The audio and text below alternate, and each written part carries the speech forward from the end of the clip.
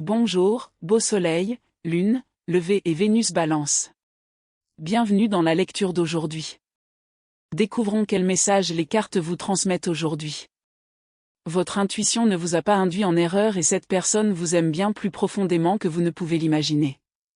C'est le message qui est diffusé sur cette table. Et je ne suis pas là simplement pour vous rassurer ou vous faire sentir mieux. Je vais vous le prouver correctement, pièce par pièce, en utilisant exactement ce qui apparaît ici. Parce que depuis très longtemps, vous montez un dossier contre votre propre perception. Vous êtes en quelque sorte devenu à la fois l'accusation, la défense et le juge. Vous avez effectué les 3 tâches par vous-même. Et chaque fois que des preuves apparaissaient, vous les rejetiez immédiatement parce que vous considériez qu'elles n'étaient jamais assez convaincantes. C'était trop petit, trop flou, trop facile à expliquer, ou peut-être trop similaire à quelque chose que vous vouliez désespérément voir vrai. Donc, encore et encore, vous vous êtes prononcé contre vous-même et vous avez qualifié cela de raisonnable. Cette lecture ne va pas poursuivre ce modèle. Cela se termine ici ce soir. Je vais traiter chaque carte sur cette table comme une preuve, et je vais les compter au fur et à mesure que nous les parcourons. Vous n'êtes pas arrivé à cette lecture par hasard, et je tiens à le préciser dès le début. Les gens ne cliquent généralement pas sur un titre comme celui-ci à moins que la question ne soit déjà vivante quelque part en eux. Et aujourd'hui, cette question est vivante en vous. C'est précisément pourquoi ce message vous a trouvé. Restez avec moi jusqu'à la toute fin, car je veux que vous voyiez l'affaire dans son intégralité sans rien laisser délibérément de côté. Au moment où nous atteindrons la carte finale, vous comprendrez exactement à quel point cela est important. Et oui, c'est significatif. Voici la première chose que je veux que vous affrontiez honnêtement avec vous-même. Il y a quelque chose que tu as gardé. Quelque chose sur lequel vous êtes revenu plus d'une fois. Peut-être s'agit-il d'un message, peut-être d'une photographie, peut-être d'une capture d'écran ou même d'une seule phrase que quelqu'un vous a écrite à une heure étrange. Quoi qu'il en soit, vous l'avez regardé bien plus de fois que vous ne l'avoueriez jamais à une autre personne. Et à chaque fois que vous revenez vérifier, vous vous dites que vous êtes ridicule. Vous vous critiquez pour l'avoir fait, puis vous vérifiez à nouveau. Maintenant, écoutez attentivement, car voici la phrase que je veux que vous reteniez de cette lecture. Vous ne l'avez pas inventée. Vous l'avez rassemblée. Et ce sont 2 choses complètement différentes. Imaginer quelque chose, c'est créer une histoire là où il n'y avait rien au départ. Ce n'est pas ce que vous avez fait. Vous avez remarqué des choses. Des choses réelles. De vrais détails. Et vous vous en souvenez. Vous les avez gardés quelque part en vous.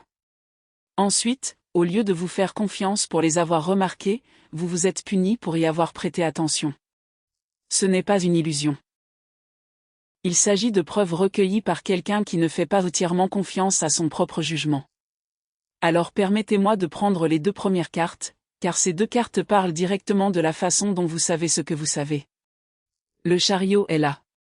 Il montre un personnage debout à l'intérieur d'un char sous un coucher de soleil. Derrière eux, le ciel passe de l'orange au violet foncé, et il y a une ville au loin. Devant le char se trouvent 2 chevaux qui le tirent vers l'avant. Et je veux que vous regardiez vraiment ces 2 chevaux. L'un est blanc. Blanc brillant. Le genre de cheval que presque tout le monde identifierait automatiquement comme étant le bon, le sûr, l'acceptable. Et puis il y a l'autre cheval. Noir. Complètement noir. Et la plupart des gens décideraient immédiatement qu'il faut représenter le problème. Mais les 2 chevaux sont attachés exactement au même véhicule. Les 2 se serrent les coudes.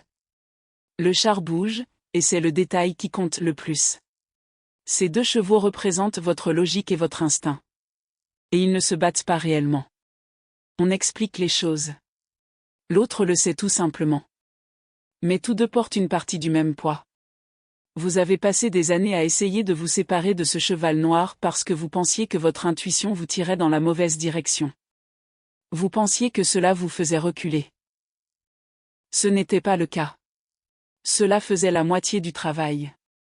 Et plus souvent que vous ne voulez l'admettre, c'était correct. Venons maintenant à la 2e carte, et celle-ci répond à la question posée dans votre titre de manière extrêmement directe. La d'épée. Il y a une femme représentée de profil sur un fond violet foncé.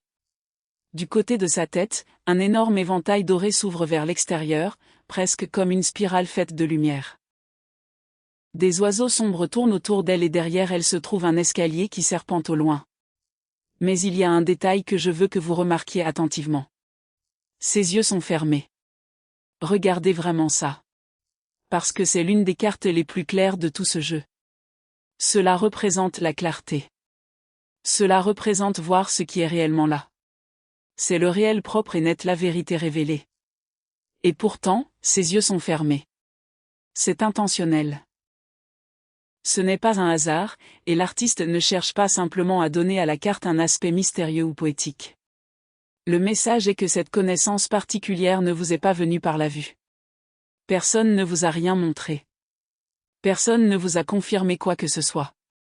Personne ne s'est assis en face de vous pour vous l'expliquer clairement. Et pourtant, d'une certaine manière, vous le saviez.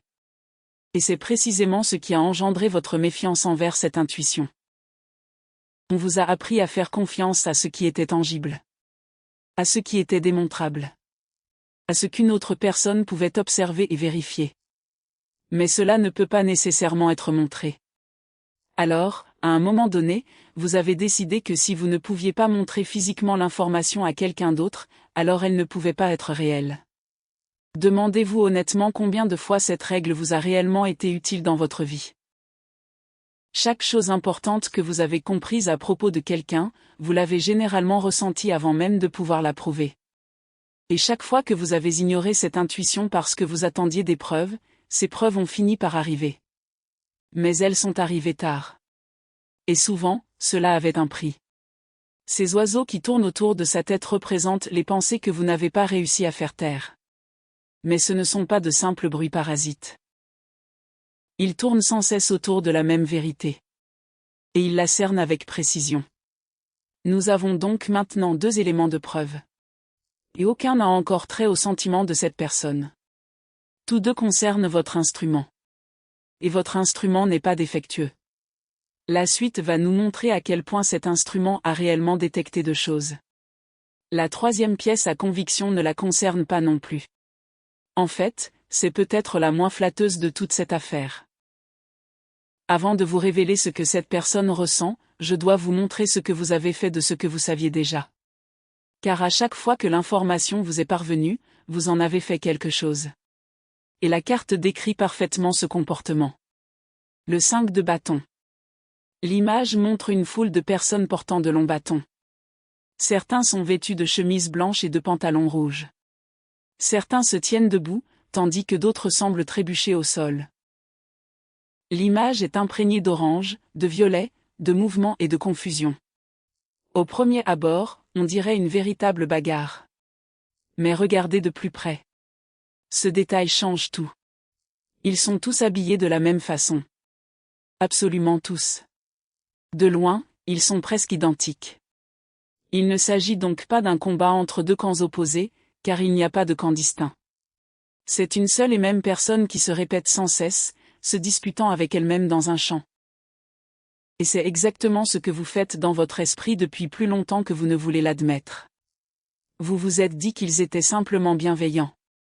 Vous vous êtes répété que la bienveillance n'implique pas forcément autre chose.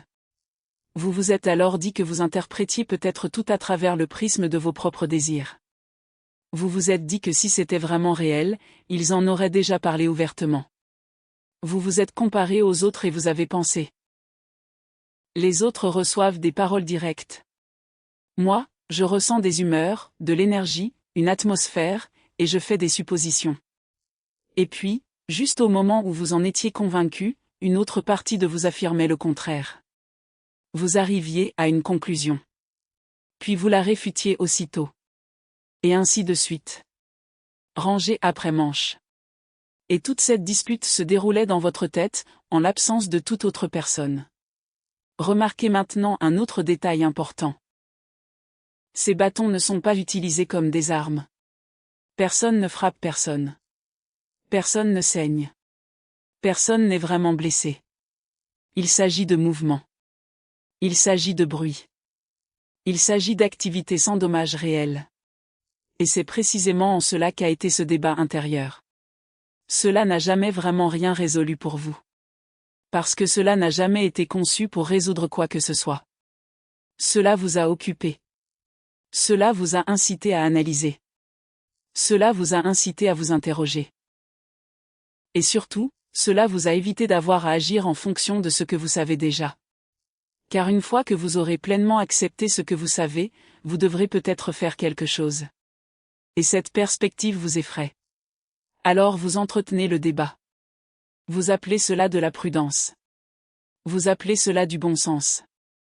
Vous appelez cela vous protéger. Mais ce n'est rien de tout cela. Être prudent, c'est recueillir des informations.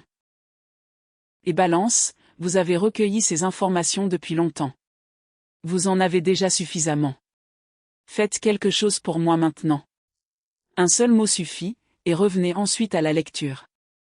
Tapez le mot astérisque astérisque bien sûr astérisque astérisque dans les commentaires. Seulement ce mot. Rien avant, rien après. Tapez-le simplement.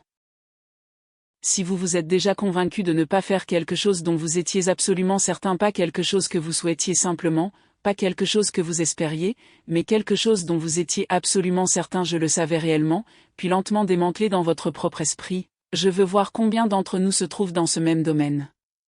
Je lis ces commentaires. Alors tapez-le, puis revenez directement, car c'est dans la 4e exposition que la forme entière de cette lecture commence à changer. Le CDP.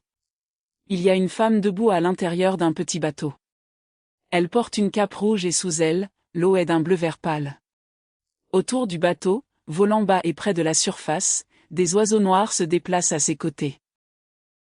Maintenant, voici la première chose que je veux que vous remarquiez, et c'est exactement la raison pour laquelle cette carte est apparue dans votre lecture. Elle se tient debout dans un bateau en mouvement. Personne qui est pratique ne ferait normalement cela. Les gens s'assoient à l'intérieur des bateaux parce que s'asseoir est plus sûr. Mais elle a décidé de se présenter. C'est quelqu'un qui traverse quelque chose de difficile sans prétendre qu'il doit se réduire pour y survivre. Et puis il y a le deuxième détail. C'est celui que je veux vraiment atterrir avec toi. Il n'y a pas de rame. Et rien n'est ramé. Ce n'est pas elle qui dirige le bateau elle-même. Et pourtant, l'eau sous elle bouge clairement. Depuis très longtemps, vous pensez qu'il ne se passe absolument rien ici. Aucun progrès. Aucun mouvement. Aucun changement. Rien ne bouge. Juste que tu restes exactement au même endroit. Mais d'après cette carte, ce n'est tout simplement pas vrai. C'est la preuve contre cette croyance. Vous avez traversé tout le temps. Vous n'avez tout simplement pas réussi à le reconnaître parce que ce n'était pas vous qui ramiez. Certaines choses avancent parce que le courant sous elles a déjà changé de direction. Parlons maintenant de ces oiseaux, car la plupart des gens verraient automatiquement les oiseaux noirs comme la partie négative de cette image. Ces oiseaux sont vos doutes. Et ils voyagent juste à côté de vous. Ils ne restèrent pas sur le rivage. Et ils ne disparaîtront pas nécessairement avant d'atteindre l'autre côté. Cela signifie que vous n'avez jamais été obligé d'arrêter de tout remettre en question avant de pouvoir avancer. Vous pouvez être à mi-chemin. Vous pouvez vous déplacer correctement. Vous pouvez progresser. Et les doutes peuvent encore planer à vos côtés. La certitude n'est pas une condition d'admission. Personne ne vous a jamais dit que vous aviez besoin d'une parfaite certitude avant de pouvoir continuer. Notre décompte est donc désormais de 4. Et chacune de ces 4 pièces parle de vous. Un véhicule tiré par 2 chevaux différents. Une femme qui sait quelque chose même les yeux fermés. Un terrain rempli d'arguments où il n'y a pas de camps opposés. Et une traversée en bateau sans rame. 4 éléments de preuve démontrant que votre interprétation de cette situation a été plus précise que vous vous êtes permis de le croire. Et maintenant, la carte suivante est la première qui leur appartient. La pièce à conviction 5 est une personne. Et la première chose que je veux que vous remarquiez chez lui, c'est son silence. Le roi des pentacles. Regardez-le avant de vous dire ce que je vois. Il y a un homme plus âgé avec des cheveux blancs et une barbe blanche, assis complètement détendu. Derrière lui se trouve un fond rouge profond et chaud et il est habillé de couleurs terreuses. Dans une main, Il tient un seul disque doré, le soulevant légèrement pour qu'il capte la lumière. Et près de ses pieds, allongé calmement sur le sol, il y a un grand loup gris. Ce loup est en fait la clé de toute cette carte. Et c'est pourquoi je veux commencer par cela. Un loup n'est pas un chien. Et un loup ne se couche pas par hasard à côté de n'importe qui. Vous ne pouvez pas simplement convaincre un loup de vous faire confiance. Vous ne pouvez pas forcer un loup à lui faire confiance. Et vous ne pouvez certainement pas faire semblant d'y accéder. La confiance arrive lentement. Il se développe grâce à des comportements répétés sur une période de temps prolongée. Ainsi, quand quelque chose qui ne fait pas confiance décide facilement qu'une personne est en sécurité, cela nous en dit énormément sur le type de personne à laquelle nous avons affaire ici. Maintenant, c'est là que je dois corriger la façon dont vous avez compté les preuves. Parce que c'est la carte qui porte leurs sentiments. Et il n'y a absolument rien de traditionnellement romantique là-dedans. Pas de tasse. Pas de cœur. Pas de regard rêveur. Aucune déclaration d'amour écrite nulle part. Et c'est précisément pourquoi vous avez eu tant de mal à reconnaître ce que vous receviez réellement. Vous attendiez que l'amour de cette personne vienne à vous sous forme de mots. Mais il communique à travers des objets. Grâce à des arrangements. Par des choses pratiques. Par des actions solides. Pensez à ce que cette personne a réellement fait plutôt que de vous concentrer uniquement sur ce qu'elle a dit.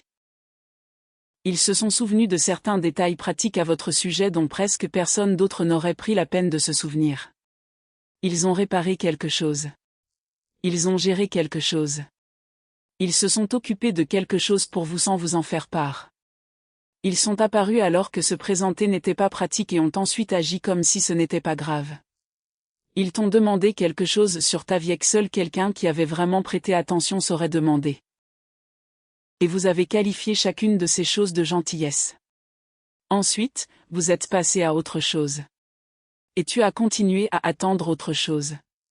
Mais ce n'était pas simplement de la gentillesse. C'est le vocabulaire que cette personne sait réellement utiliser. Un homme tenant une pièce de monnaie ne vous montre pas nécessairement de l'argent. Il vous montre ce qu'il détient. Et voici ce qui rend cette lecture inhabituelle, et je ne dis pas cela à chaque lecture. Tout ce que cette personne vous a donné a apparemment eu un coût personnel discret pour elle. Regardez la carte. Personne ne joue. Il n'y a pas de public. Personne ne les regarde. Ce qui nous amène à la 6e carte. Et celui-ci explique plus complètement le silence. L'empereur. Il y a un homme barbu assis sur un fond orange et rouge brûlant. Au-dessus de sa tête, un aigle maintient sa position dans les airs, les ailes déployées. Il est assis complètement immobile, regardant vers l'avant, tandis que tout autour de lui semble réglé et contrôlé. L'empereur représente la structure. Permanence. Stabilité. Des choses qui sont créées pour rester. Ce n'est pas la carte de quelqu'un qui passe simplement un moment agréable avec une émotion passagère. C'est quelqu'un qui ne gère pas bien les choses temporaires. Quelqu'un qui ne fait pas facilement du casual. Et c'est pourquoi vous n'avez pas encore entendu ces mots. J'ai besoin que tu comprennes vraiment ça. Les personnes qui ne parlent que lorsqu'elles croient que quelque chose est permanent peuvent mettre extrêmement longtemps avant de finalement parler. Une petite émotion est facile à exprimer. Vous pouvez dire quelque chose de petit en passant et ensuite faire comme si ce n'était rien. Vous pouvez évoquer un petit sentiment et passer à autre chose. Mais quelque chose de cette ampleur ne peut pas simplement s'intégrer dans une conversation ordinaire. Cela n'a jamais pu. Chaque fois que cette personne était sur le point de le dire, elle comprenait à quoi cela l'engagerait réellement. Et puis ils ont décidé d'attendre. Mais de votre point de vue, attendre ressemblait exactement à ne rien ressentir. Et c'est l'erreur centrale que vous avez commise en lisant toute cette situation.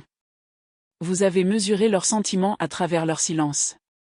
Mais le silence vous révélait en réalité la taille de ce qu'ils détenaient. Maintenant, regardez l'aigle au-dessus de sa tête. Il a un travail très spécifique. Un aigle peut voir tout le territoire. Il peut voir bien au-delà de ce qui se trouve directement devant lui. Il voit la situation dans son ensemble. Il ne s'agit pas simplement de quelqu'un qui se demande ce qu'il pense de vous cette semaine. C'est quelqu'un qui a déjà imaginé une version beaucoup plus longue de cette situation. Ils ont réfléchi à la future version. Où vous pourriez vivre. Comment ça pourrait fonctionner. Ce que cela exigerait d'eux. Ce que cela pourrait coûter. Ce qui devrait changer. Ils ont poussé cela mentalement bien plus loin que vous ne vous êtes permis de le porter. Notre décompte est donc désormais de 6. Et regardez ce que révèlent ces deux cartes lorsque vous les placez l'une à côté de l'autre. Une carte indique que cette personne communique par des actions plutôt que par des mots. L'autre dit que les mots eux-mêmes sont trop significatifs pour être prononcés avec désinvolture, et qu'ils restent donc tacites.